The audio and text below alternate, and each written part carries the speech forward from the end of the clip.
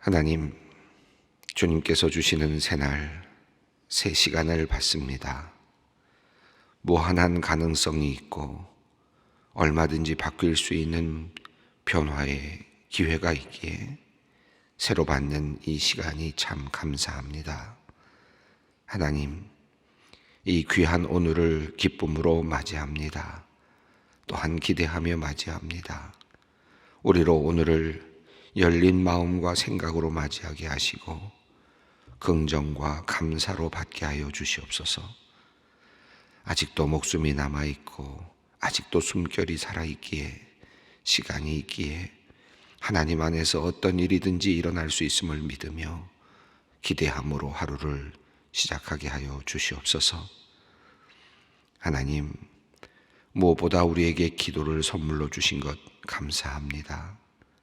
길이 막힐 때, 마음이 답답할 때, 힘들고 어려울 때, 병들어 고난할 때 주님의 이름 부르며 창조주이신 하나님, 구속주이신 주님을 의지하며 기도할 수 있게 하시니 감사합니다. 기도를 통해 변화가 일어나고 기적이 일어남을 믿습니다. 하나님, 오늘도 더 기도하게 하여 주시옵소서. 교회의 일을 할 때에도, 사업을 할 때에도, 가정의 작은 문제까지도 항상 기도하게 하시고 주님의 응답, 무슨 일이든 주님께 기도하며 어떠한 상황에서든지 주님께 간구하며 살아가는 우리가 되게 하여 주시옵소서. 늘 감사하면서 하나님께 우리의 소원을 아뢰며 우리의 생각을 드리며 주님과 함께 미래를 만들어 나아가는 우리들이 되게 하여 주시옵소서. 하나님, 우리 주위에 사업을 하다가 코로나19의 여파로 사업이 어려워진 분들이 있습니다. 힘든 시간을 보내고 버티지만 무거운 짐을 지고 힘겨워하는 분들을 위하여 기도합니다. 막막한 길을 갑니다. 어찌해야 할지 방법조차 찾기 어려운 시간입니다. 그만두기도 어렵고 계속하기에도 용기가 나지 않습니다. 하나님, 큰 풍랑을 만난 선정처럼 두려움과 공포 속에서 하루하루를 결단하며 나아가는 우리 성도님들에게 부활의 주님께서 친히 찾아와 주시기를 기도합니다. 무엇을 좀 잡았느냐? 디베랴 호수에 오셔서 물으셨던 주님께서, 배 오른편에 그물을 던지라 말씀하신 그 주님께서 빈손 들고 힘겹게 버티고 있는 우리 성도님들에게 다가와 주시고 말씀하여 주시고 도움이 되어 주시옵소서. 주님을 믿기에 포기하지 않게 하시고 겁을 내지 않게 하여 주시옵소서. 모든 것이 끝난 것 같은 상황 속에서도 역사하시는 하나님, 그 하나님을 기대하게 하시고 기도로 문제 해결하며 앞으로 나아가게 하여 주시옵소서. 우리의 가정도 어려울 때가 있습니다. 재정적으로도 어려울 때가 있고 서로 마음이 맞지 않아서 오해가 누적되어서 정신적으로 힘들 때가 있습니다. 심지어 가정폭력에 시달리며 고통스러운 시간을 보내는 사람들도 있습니다. 잘 살고 싶었는데, 행복한 가정 만들고 싶었는데 하나님, 이제는 절망뿐인 자신의 가정을 보면서 눈물을 흘리는 이들이 있습니다. 하나님, 절벽과 같은 곳에 있을지라도, 꽉 막힌 막다른 골목길 같은 곳에 있을지라도 하늘을 볼 수 있는 마음을 주시고 하나님의 이름을 부를 수 있는 용기를 허락하여 주시옵소서. 아직도 기회가 있고 아직도 변화의 시간이 있음을 생각하며 역사하시고 일하시는 하나님 의지하게 하여 주시옵소서. 하나님, 새롭게 길을 열어주시는 하나님의 인도하심을 믿으며 기도를 하게 하여 주시옵소서. 부부의 관계의 문제이든, 재정의 문제이든, 미래의 문제이든, 자녀의 문제이든, 사업의 문제이든 온 가족이 함께 마음 모아 기도할 때 주님께서 가정의 모든 필요를 채워주실 것을 믿습니다.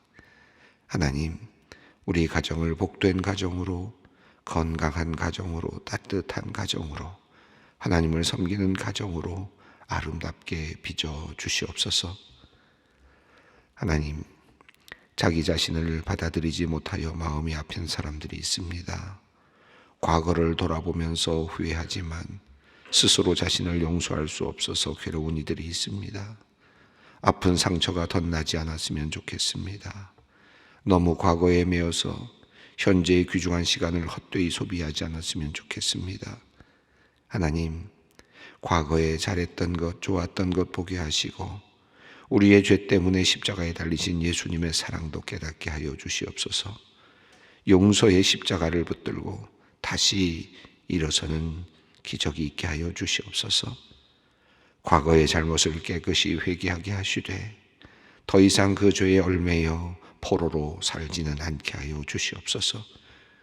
주님께서 회복의 영을 주셔서 몸과 마음과 영혼이 새로워지고 깨끗해져 다시 주님을 온전히 따르게 하여 주시옵소서. 하나님, 지난 주일 장로 선출을 위한 1차 투표가 있었습니다. 20분의 후보 중에서 성도들이 기도하고 10분의 후보를 1차로 선출하였습니다. 조금 더 기다리라는 하나님의 신호를 받은 분들에게는 지난 시간들을 돌아보며 감사한 마음 주시고 더 깊은 신앙의 단계로 들어갈 수 있도록 주님 이끌어 주시옵소서. 이번 주일에 마지막으로 성도들의 선택을 받아야 하는 10분의 후보자에게는 더욱 겸손한 마음과 하나님을 향한 열정과 교회를 향한 사랑의 마음을 주시기를 기도합니다. 마지막까지 최선을 다하여 우리 모두의 신앙이 성장하는 과정이 되게 하시며 하나님의 뜻을 묻고 또 알아가는 귀한 과정이 되게 하여 주시옵소서. 하나님, 어제 허리 협착 수술을 받으신 집사님의 회복을 위해 기도합니다. 힘든 회복의 과정 잘 견디게 하시고 속히 회복되어 일상으로 돌아오게 하시고 간호하는 모든 가족들에게도 평안한 마음 주시옵소서. 이제 말씀을 듣습니다. 살아있고 활력있는 진리의 말씀으로 우리를 깨우쳐 주시옵소서. 우리의 몸과 마음 모든 것이 말씀으로 세워지는 시간 되도록 주님 역사하여 주시옵소서. 우리 주 예수 그리스도의 이름으로 기도드리옵나이다. 아멘. 오늘 본문 말씀입니다. 사사기 7장 1절로 25절 말씀입니다. 오늘 본문 말씀이 길기 때문에 먼저 앞부분을 먼저 읽고 그리고 그 이후는 우리가 함께 읽어 나가면서 살펴보도록 그렇게 하겠습니다. 1절부터 3절까지만 먼저 우리가 함께 읽도록 하겠습니다. 여룹바알이라 하는 기드온과 그를 따르는 모든 백성이 일찍이 일어나 하롯셈 곁에 진을 쳤고 미디안의 진영은 그들의 북쪽이요 모레산 앞 골짜기에 있었더라. 여호와께서 기드온에게 이르시되 너를 따르는 백성이 너무 많은즉 내가 그들의 손에 미디안 사람을 넘겨주지 아니하리니 이는 이스라엘이 나를 거슬러 스스로 자랑하기를 내 손이 나를 구원하였다 할까 함이니라. 이제 너는 백성의 귀에 외쳐 이르기를 누구든지 두려워 떠는 자는 길라산을 떠나 돌아가라 하라 하시니 이에 돌아간 백성이 22,000이요 남은 자가 10,000명이었더라. 기드온의 이야기를 우리가 읽어가고 있습니다. 기드온은 굉장히 어찌 보면 소심해 보이는 사람이고 끊임없이 하나님께 표징을 구하는 그런 사람이었습니다. 또 자기 집에는 아버지가 섬기는 바알 신상이 있을 정도로 이미 유대인이었지만 그러나 그 지역 사람들이 모두 그러하였듯이 이방신을 섬기고 있는 그런 사람이었습니다. 자기 먹을 것을 조금 가져다가 포도주 틀에서 타작을 하는 정도의 그런 정도의 사람이었습니다. 다른 사람 돌아볼 생각 별로 할 수 없었던 사람이었던 것 같고 그저 자기가 먹고 자기가 생활할 정도의 것만 몰래 가져다가 먹는 그런 정도의 사람이었던 것 같습니다. 전체적으로 보면 그 집안이 그 지역에서 꽤나 나름의 어떤 지도력을 가지고 있었던 사람으로 보이거든요. 아버지가 그 기드온이 문제가 일어났을 때, 문제를 일으켰을 때 해결하는 과정을 보아도 어느 정도 지도층에 있었던 그런 사람이라고 보여지는데, 그럼에도 불구하고 그 지도력을, 그 집안의 지도력을 활용하지 못하고 이스라엘 민족을 끌고 가지 못하는 그런 정도의 사람이었던 것 같습니다. 그런데 전적으로 하나님의 은혜였죠. 하나님께서 기드온에게 내려오신 것, 기드온을 향하여 오신 것은 기드온이 어떤 조금이라도 잘나서가 아니었고, 그리고 기드온이 어떤 특별한 가능성이 있어 보여서도 아니었던 것 같습니다. 하나님의 무조건적인 선택이었다라고 보는 것이 적절할 것 같습니다. 여러분, 이 기드온의 이야기를 쭉 읽어보시면 기드온이 뭐가 잘난 것이 거의 없습니다. 뭐 특별하게 뭐 그 집안이 예수님 하나님만을 잘 섬기는 뭐 그런 집안도 아니었고, 그 집안만이라도 어떤 바알 신상이 없었던 것도 아니었고, 도리어 바알 신상이 그 집에 있을 정도였고, 그 정도로 이미 부패해 있는 가정이었고, 뭐 특별하게 뭐 용맹한 것도 아니었고, 특별한 어떤 것이 없는데 하나님께서 그에게 다가가셔서 그를 이제 사사로 사용하시는 것입니다. 이건 무조건적인 하나님의 은혜라고 볼 수 있겠는데요. 그런데 기드온은 끊임없이 표징을 요구하죠. 그래서 처음에 하나님 여호와의 사자가 나타났을 때도 어찌해서 이런 일이 우리에게 일어나는가, 도리어 하나님의 사자에게 도리어 현실을 이야기하면서 하나님의 나타나지 아니하셨던 것, 하나님이 그들과 함께하지 않았던 것에 대해서 도리어 불만을 표출하는, 사실 그럼에도 불구하고 이미 살펴보았습니다마는 평화로운 시기를 하나님께서 주셨는데 그 평화로운 시기를 주셨던 것이 하나님의 은혜였다는 자체를 깨닫지 못했던, 그리고 자기 자신에게 어려움의 시간이 왔다는 것, 7년 동안의 어려움의 시간이 왔다는 것만 가지고 하나님이 어찌 이럴 수 있느냐라고 이야기하는 그런 정도의 믿음을 갖고 있는 기드온이었습니다. 이 기드온이 하나님께 첫 번째 표징을 요구하지 않았습니까? 자기가 제물을 가져올 테니까 받아달라라고 해서 제물을 가져다가 하나님께 바쳤는데, 바위 위에서 국을 붓고 그리고 고기와 그리고 무교병을 넣고 하나님께 바쳤더니 하나님께서 불을 내리셔서 그 바위 위에서 제물을 살라 가시는, 그리고 받으시는 그런 장면이 첫 번째였습니다. 그리고 이어서 이제 또 이 기드온이 두 번째 이제 전쟁에 나가기 전에, 지난 시간에 우리가 읽었습니다마는 자세히 살펴보진 않았습니다마는 이제 전쟁이 시작되기 직전에 기드온은 또 망설이죠. 그래서 하나님께 그 또 다른 표징을 요구합니다. 타작마당에다가 양털을 갖다 둘 테니까 그날 다음 날 아침에 양털에만 이슬이 맺혀 있고 다른 땅에는 이슬이 없이 말라 있으면 내가 하나님께서 이 진격하라는 그런 뜻으로 알겠다, 표징을 보여주시면 내가 가겠다라고 또 이야기를 하죠. 그렇게 하나님께서 또 하십니다. 그런데 또 그 다음에는 또 이 기드온이 또 어떻게 하느냐 하면 거꾸로 하죠. 아무리 생각해봐도 양털이 습기를 머금고 있는 것은 자연적으로도 가능할 것 같다는 생각이 들었던 것 같아요. 그렇지 않겠습니까?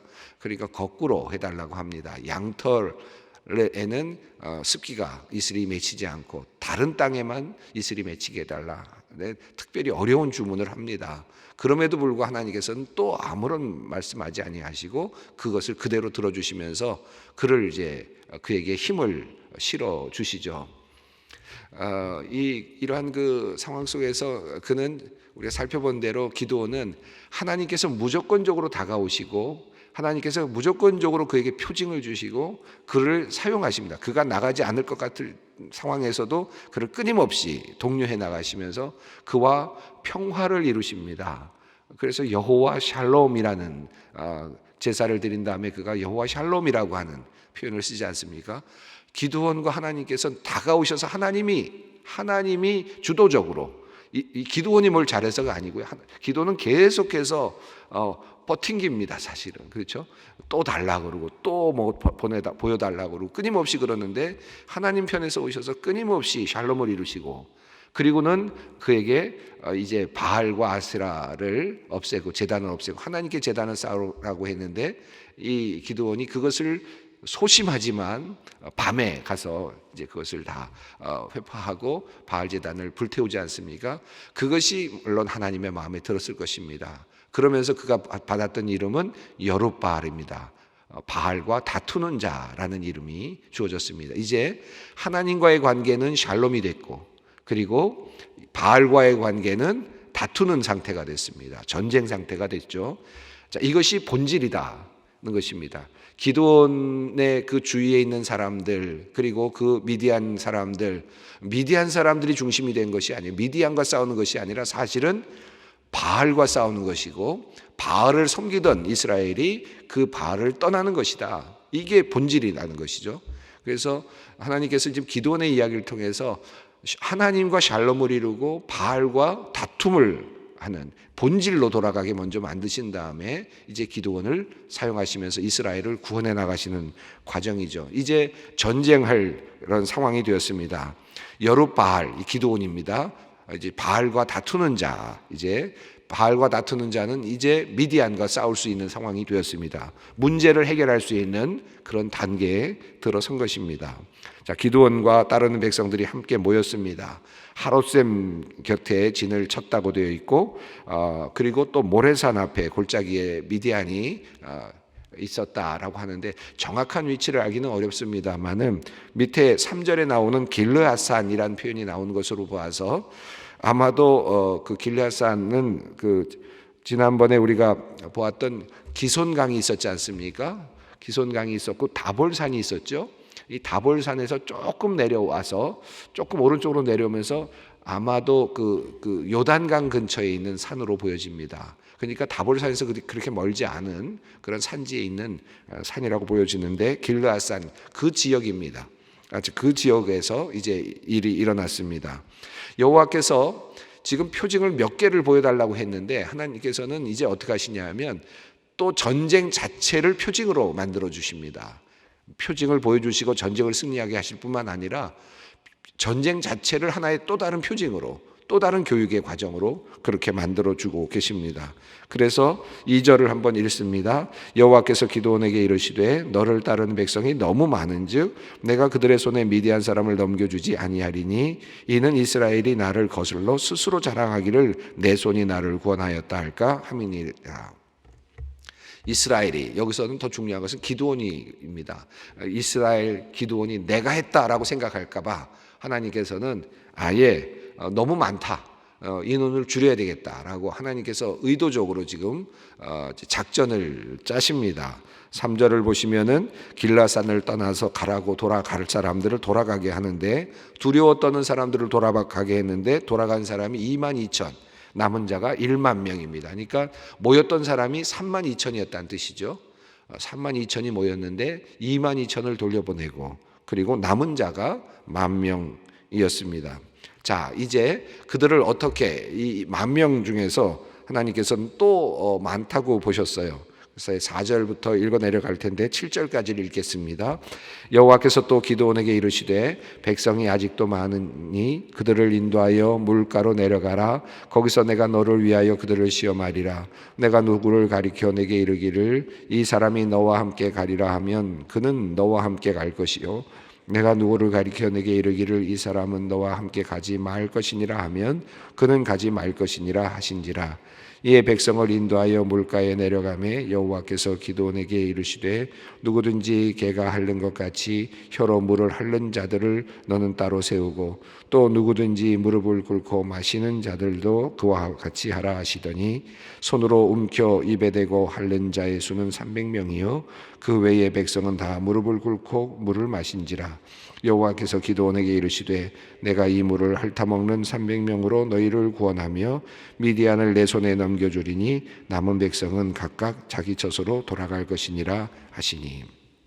예, 하나님께서 이 10,000명도 너무 많다 라고 말씀하시면서 이제 구별하는 법을 이야기를 하셨는데 내가 누구든지 돌려보내라면 돌려보내라 라고 하면서 물가에 가서 물을 먹게 하라고 10,000명에게 그렇게 명령을 했습니다.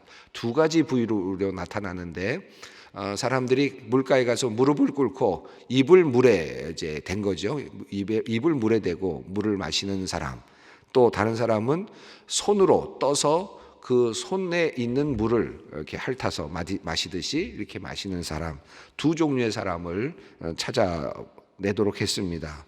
자, 그리고 손으로 이렇게 물을 떠서 마치 이렇게 물을 마시는 사람을 따로 모았는데 그 사람의 수가 300명이었다라고 하는 것입니다.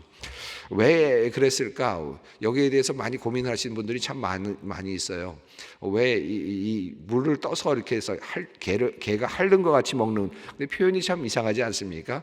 물을 손으로 떠서 먹는 것까지는 더 이해가 될 만한데, 그 당시에는 그 고대 근동에는 악어들이 많았으니까, 물가에는 악어들이 꽤 있었으니까 그냥 동물들이 먹듯이 이렇게 입을 대고 그냥 물을 마신다 보면 악어들이 이렇게 잡아먹을 수 있는 그런, 그러니까 위험을 감지할 수 없는 사람으로서는 그럴 수 있으니까 손으로 떠서 이렇게 먹는다는 것은 훨씬 더 안전할 수 있겠다라고 생각은 듭니다만은, 과연 그것 때문일까? 이게 뭐 어떤 의미일까? 여기서 의미에 대해서 많은 분들이 고민하시는데, 어떤 주석가가 그렇게 얘기를 했어요.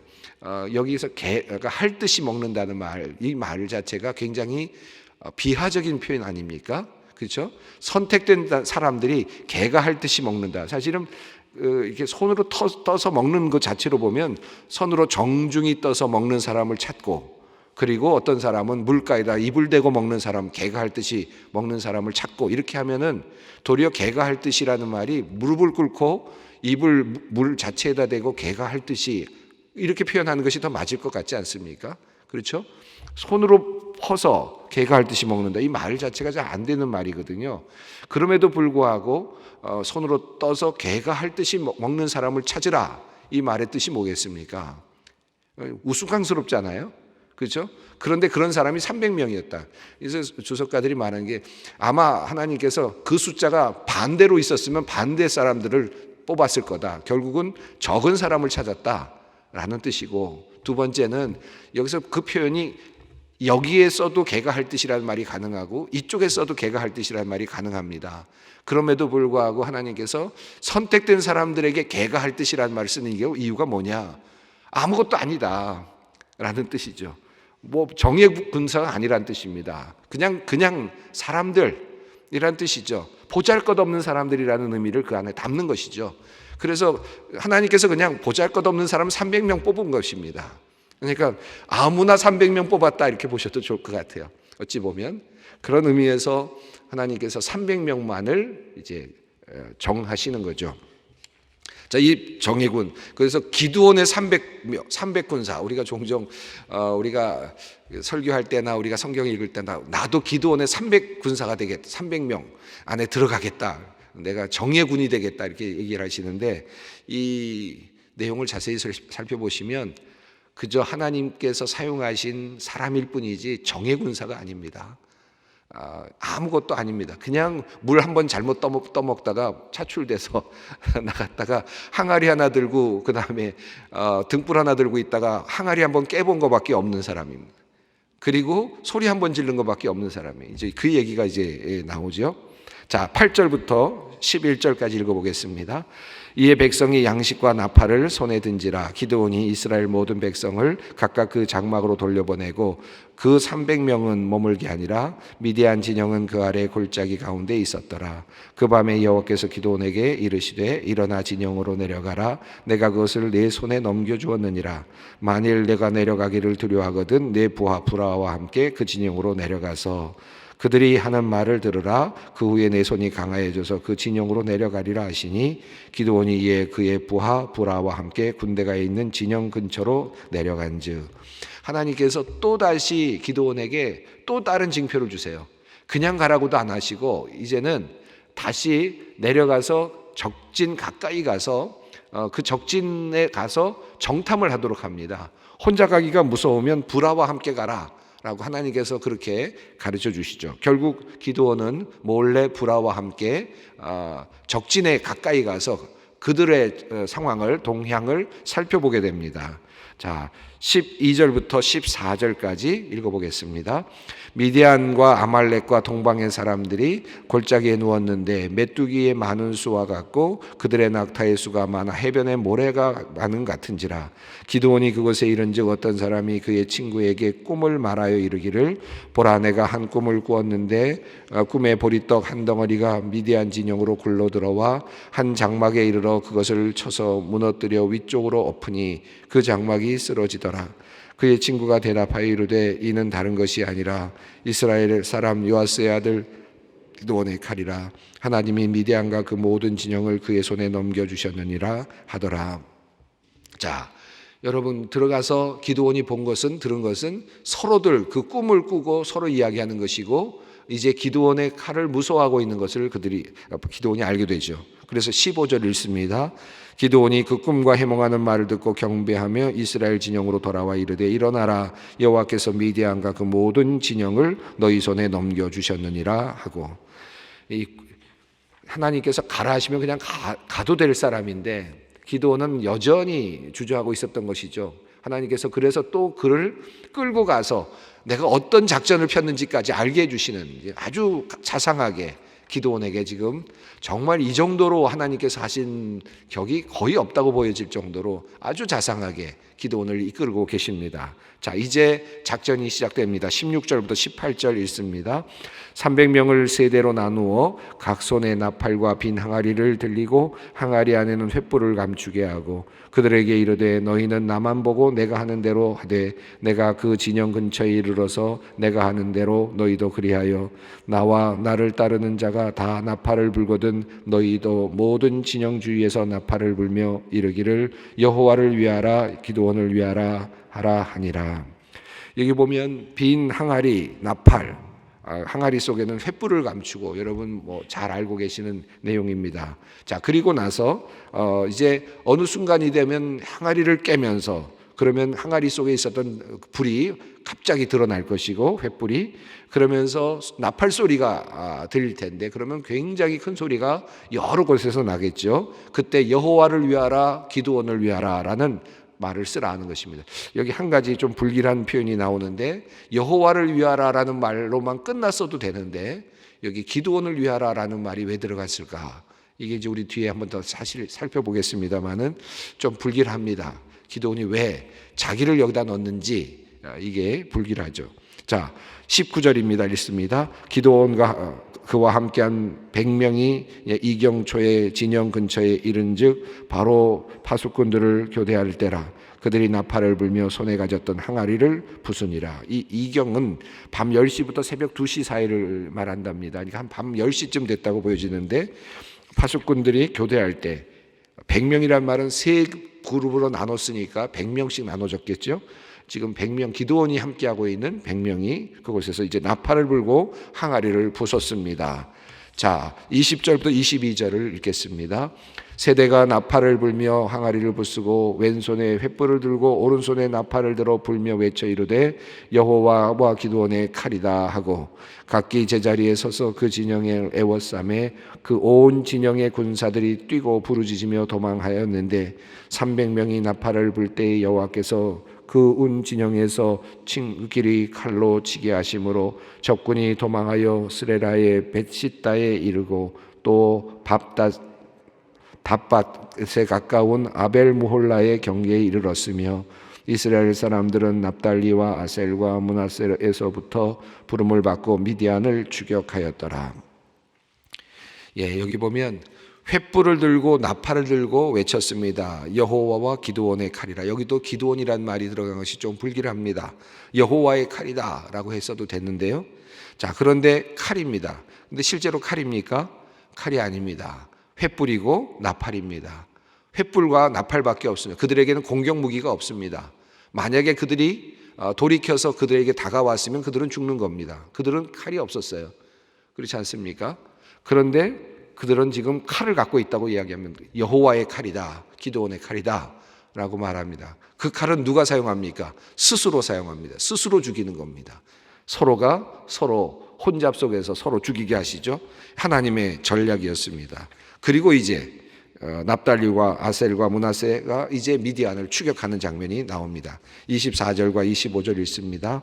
기드온이 사자들을 보내서 에브라임 온 산지로 두루 다니게 하여 이르기를 내려와서 미디안을 치고 그들을 앞질러 벤바라와 요단강에 이르는 수로를 점령하라 하매 이에 에브라임 사람들이 다 모여 벳바라와 요단강에 이르는 수로를 점령하고 또 미디안의 두 방백 오렙과 스웹을 사로잡아 오렙은 오렙 바위 위에서 죽이고 스웹은 스웹 포도주 틀에서 죽이고 미디안을 추격하였고 오렙과 스웹의 머리를 요단강 건너편에서 기드온에게 가져왔더라. 요단강을 건너가서 동편으로 진격해서 그들을 지금 무찌르고 있는 장면이 나타나는데요. 오렙과 스웹이라고 하는 두 방백, 여기서는 아마 두목인 것 같죠? 대장인 것 같죠? 그들을 이끌고 있는 왕 같습니다. 오렙 바위에서 죽였다. 이 바위라는 표현이 나오는데 앞서 하나님께서 처음 여호와의 사자를 보내셨을 때 이 기드온이 하나님께 제사를 드렸던 자리가 바위 위였죠. 거기서 무교병과 고기와 그리고 국을 부었을 때 하나님께서 그 바위 위에서 그것을 불사르셨습니다.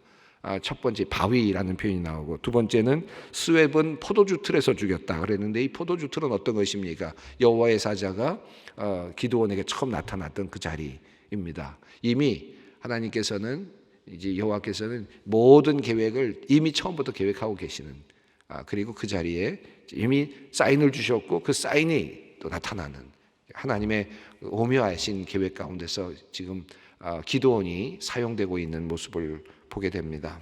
예, 오늘 이 말씀을 읽었습니다. 그러나 한 가지 기억할 기드온의 300명의 군사 그것이 중요한 것이 아니라 하나님은 누구를 사용하시든지 하나님은 일하신다 라는 이 사실 이것을 기억하면서 오늘 기도의 자리로 함께 나아갔으면 좋겠습니다.